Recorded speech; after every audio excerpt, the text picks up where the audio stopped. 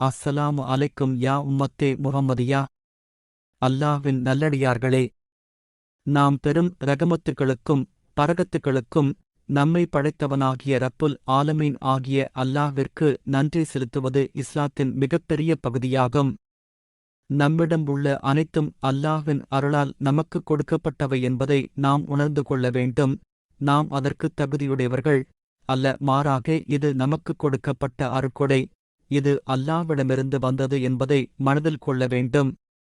அது நன்றியை அதிகரிக்கும், பெருமை மற்றும் ஆணவத்தை அகற்றும். இதற்கு எடுத்துக்காட்டாக நாம் ஒரு முன்காலத்தில் நடந்த ஒரு நிகழ்வை பார்க்கப் போகிறோம். 3 யெசவேலர்கள். ஒரு வெண்புள்ளி நோயால் பாதிக்கப்பட்டவர், ஒரு வழுக்கை மனிதர் மற்றும் ஒரு குருடர் இருந்தனர். அவர்களைச் சோதிப்பதற்காக அல்லாஹ் ஒரு வானவரை அவர்களிடம் அனுப்பினான். வெண்புள்ளி நோயால் பாதிக்கப்பட்ட மனிதனிடம் வானவர் வந்து, உனக்கு எது மிகவும் பிடிக்கும் என்று கேட்டார். அதற்கு அவர், நல்ல நிறமும் நல்ல சருமமும் வேண்டும், மக்கள் என்னை அசுத்தமானவன் என்று கேலி செய்தவற்றிலிருந்து விடுபட வேண்டும் என்றார். அப்பொழுது வானவர் தன் கையை அவன் மேல் செலுத்தினார்கள்.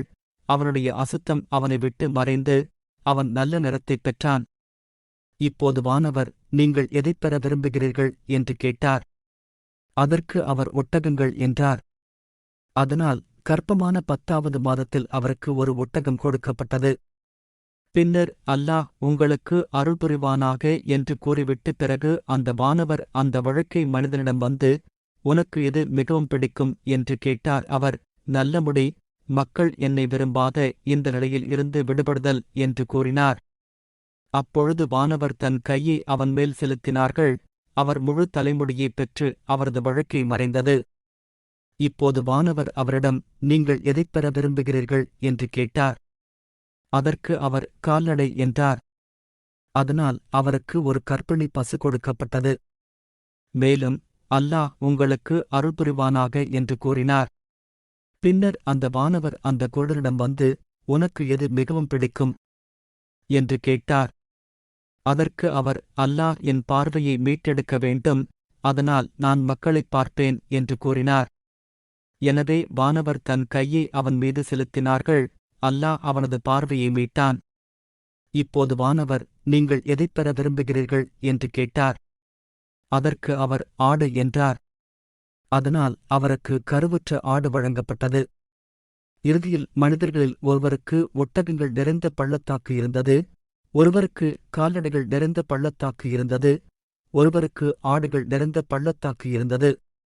பிறகு வானவர் மாறுவேடத்தில் வெண்புள்ளி நோயால் பாதிக்கப்பட்ட மனிதனிடம் வந்து, நான் ஒரு ஏழை, என் பயணத்தின் முடிவில் அல்லாஹ்வையும் உன்னையும் தவிர இந்த நாளில் எந்த உதவியும் இல்லாமல் இருக்கிறேன். உனக்கு நல்ல நிறத்தையும் நல்ல தோலையும் தந்த இறைவனின் பொருட்டால் கேட்கிறேன். உன்னிடம் இருக்கும் ஒட்டகத்திலிருந்து ஒரு ஒட்டகம் எனக்கு கொடுத்தால் என் பயணத்தை இலகுவாக்கிக் கொள்வேன் என்று கூறினார். ஆனால் அந்த மனிதர், எனக்கு நிறைய கடமைகள் உள்ளன என்றார்.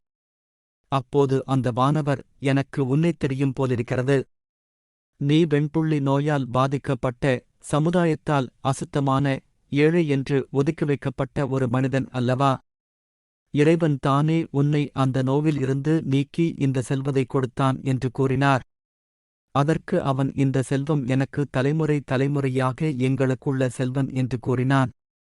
வானவர், நீங்கள் பொய்யராக இருந்தால் அல்லாஹ் உங்களை பழைய நிலைக்குத் திரும்பச் செய்வானாக என்று கூறினார். பின்னர் அந்த வானவர் மாறுவேடத்தில் மொட்டையடித்தவனிடம் வந்து வெண்புள்ளி நோயால் பாதிக்கப்பட்ட முன்னாள் மனிதனிடம் பேசியது போல் அவனிடம் பேசினார். வழுக்கை மனிதன் வெண்புள்ளி நோயால் பாதிக்கப்பட்ட முன்னாள் மனிதனைப் போலவே பதிலளித்தான். எனவே வானவர், நீங்கள் பொய்யராக இருந்தால் அல்லாஹ் உங்களை பழைய நிலைக்குத் திரும்பச் செய்வானாக என்று கூறினார். பின்னர் அந்த வானவர் பார்வையற்றவனிடம் வந்து, நான் ஒரு ஏழை, சாலையில் எனது பயணத்தின் முடிவில் இன்று அல்லாஹ்வையும் உன்னையும் தவிர வேறு எந்த இடமும் இல்லாமல் உங்கள் பார்வையை மீட்டெடுத்தவர் பொருட்டால் நான் உங்களிடம் கேட்கிறேன், ஒரு ஆடு எனக்கு கொடுத்தால் என் பயணத்தை இலகுவாக்கிக் கொள்வேன் என்று கூறினார். அதற்கு அந்த மனிதர் கூறினார், நான் பார்வையற்றவனாக இருந்தேன், ஆனால் அல்லாஹ் என் பார்வையை மீட்டெடுத்தான். நீ எதை வேண்டுமானாலும் எடுத்துக்கொள், நீ விரும்புவதை விட்டுவிடு. அல்லாஹ்வின் பொருட்டு இன்று நீ எடுக்கும் எதையும் நான் திருப்பிக் கேட்க மாட்டேன் என்று கூறினார். அதற்கு வானவர், உங்களிடம் உள்ளதை நீங்களே வைத்துக் கொள்ளுங்கள், ஏனெனில் நீங்கள் சோதனைக்கு உள்ளாக்கப்பட்டு வெற்றி பெற்றுவிட்டீர்கள். அல்லாஹ் உங்கள் மீது திருப்தியடைந்து விட்டான், மற்ற 2 பேர் மீதும் அதிருப்தி கொண்டு விட்டான் என்று கூறினார்கள்.